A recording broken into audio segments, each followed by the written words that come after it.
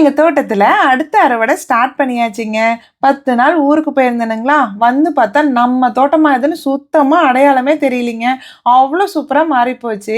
நாங்க ஊருக்கு போம்போதே ட்ரிப் இரிகேஷன்லாம் செட் பண்ணி வச்சுட்டு தாங்க போயிருந்தோம். ஏன்னா கண்டிப்பா தண்ணி ஊத்தல அப்டின்னா செடியெல்லாம் தாங்காது அப்டின்னு சொல்லிட்டு.